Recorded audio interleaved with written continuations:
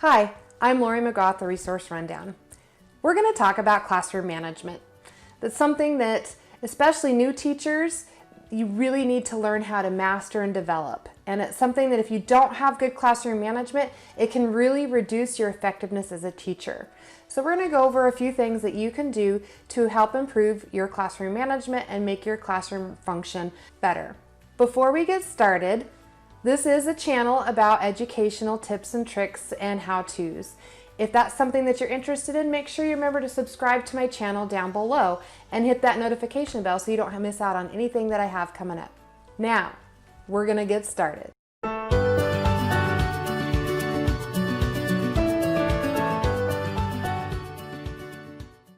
So the first thing you want to think about is your procedures. You need to set your procedures.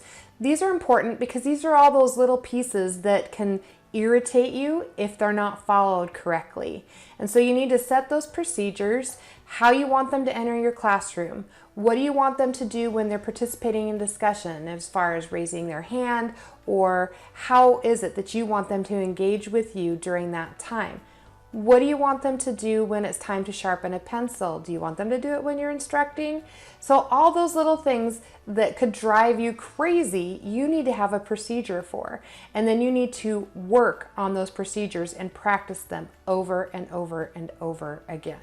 You want to think about what you want them to do when they leave the classroom. How do you want that to look? There's so many different little procedures that you have to practice every day to get them to get that routine down. Once you have a routine down with those procedures, everything will flow more smoothly. So this next piece is about positive reinforcement.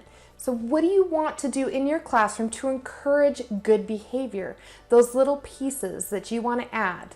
So there's a lot of different things that you can do. So there are many classroom management plans out there that could help you with this. So the important thing is to look and find something that fits with your style that you can easily maintain. And remember that something that a high school teacher does isn't going to work for someone in an elementary environment or vice versa. So you have to make sure that you're looking at plans that fit the area that you're teaching. So to give an example, some teachers use classroom tickets and they give tickets for certain things to encourage positive behavior for participation or helping out a classmate, different things like that.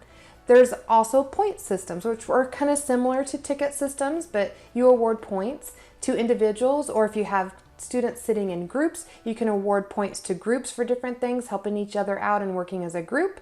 There's also class government systems where everybody has a job or a role within this class government and you earn money for your job. And those are kind of cool, but they can be very difficult to manage or have a lot of pieces to manage with those. So just remember, whatever it is that you choose, it needs to be something that you can be consistent with and easily manage. If you can't or don't easily manage it, then it will not work. So you have to make sure that it's going to work for you. So this third thing I want to talk about is building relationships. This is probably my best advice to you as far as running a classroom. Building relationships is going to be key to having good behavior in your classroom, and it will reduce all those other issues. Now, I don't mean for you to be their friend. You don't want to be their friend, you're their teacher. But you do want to show them that you care and that you're there for them and that you make a connection with them. Get to know your students. That's really important. Finding out about the things that they like and that they don't like. And then once you find out those little pieces, check back on them and ask them about them at another time so that they know that you remembered. Have side conversations with your students. So that can be when they're first entering the classroom. You can have just little quick conversations with them. Make sure you greet them as they enter your classroom. Also, when it's independent work time, you can walk up and as you're meandering around your class to work with your students and you happen to notice something on a student's binder or just have a quick question about something, just ask them a quick question that they can easily respond to. Just do it quietly so you don't disturb other people, but it is okay to do that. It's okay to make that point and that stop to get to know your students a little bit. Also, share little bits about your life. When events happen, share them with your students. Let them get to know you. That's important as well, because then if they feel like they know you and that you know them, you're going to get so much more from them, whether it's good behavior or even work, which is what we're all after, right? The last part is, and this is really important, is to take little breaks from academics and actually do some fun things so that they know that you understand when they've been working really hard on an assignment or a project, or you've been, for me, when we're writing in English, we take a long time and it's a lot of hard work, and sometimes they need just a little bit of a break or reward at the end of that, knowing that you care, and you just take some time, play some games, or have a quick discussion about something. Give them that time to show that you understand and that you need that break just as much as they do. This next thing that I want to talk about is discipline.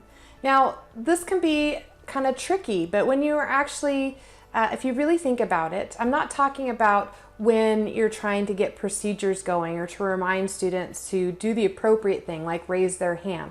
I'm not talking about that. That's okay to address with your whole class when those are going on, because you're giving them reminders of how you expect them to handle procedures and work within the class.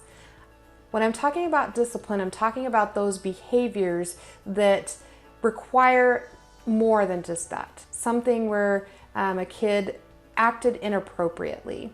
And so you just need to have a little side conversation with that student. You don't want to do it in front of the whole class. You need to talk with that student in a one-on-one situation. Let them know that you're frustrated with their behavior. Ask them why they did what they did. Remind them that it's okay, everyone makes mistakes, but if it happens again, you'll have to follow the school discipline policy, whatever that may be for your school.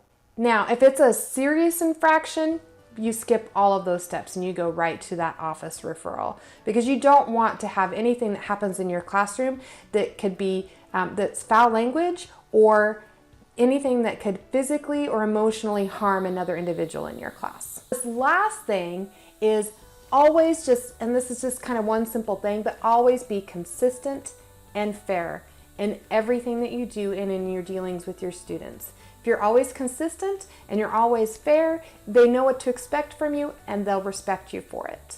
So that's just that little bit about classroom management. I hope these tips helped you. If you have any questions, leave them in the comments down below and I'll be more than happy to get back to you.